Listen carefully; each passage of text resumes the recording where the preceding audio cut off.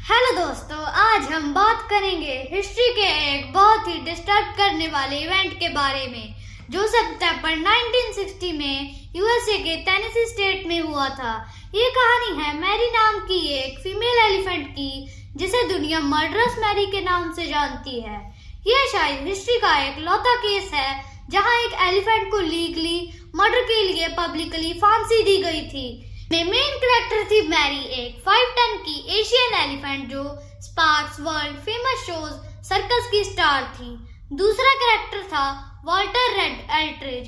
ये कोई professional trainer नहीं था, असल में ये एक होटल वर्कर था जिसे सर्कस ने सिर्फ एक दिन पहले ही हायर किया था।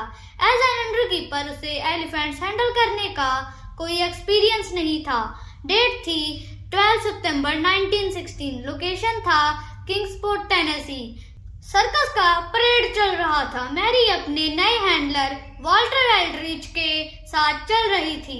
आई विटनेस के हिसाब से मैरी रास्ते में एक तरबूज का छिलका उठाने के लिए रुकी। एल्ड्रिच ने उसके आगे बढ़ने के लिए उसके कान के पीछे बंदूक से मारा। कहा जाता है कि मैरी का वहां एक दांत खराब था और वो एरिया बहुत सेंसिटिव था।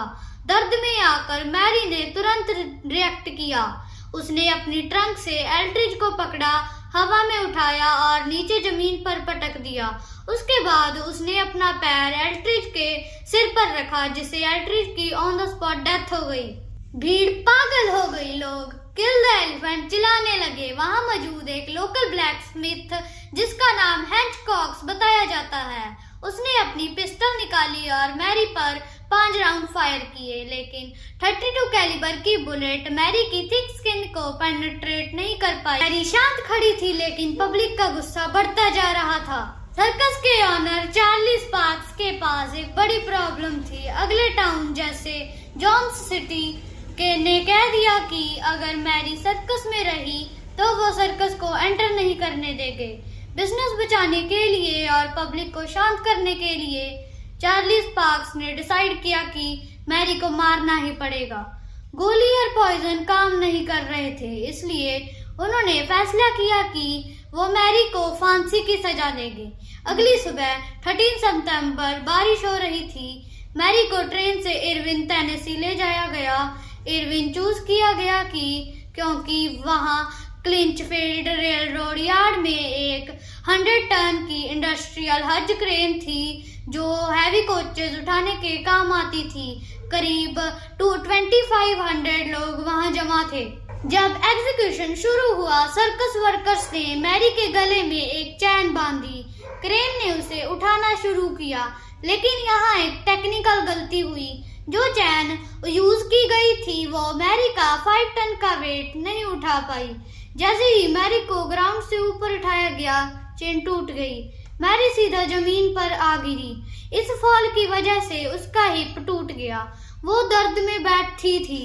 रिपोर्ट्स के मुताबिक वो भागने की कोशिश नहीं कर रही थी, बस दर्द में थी।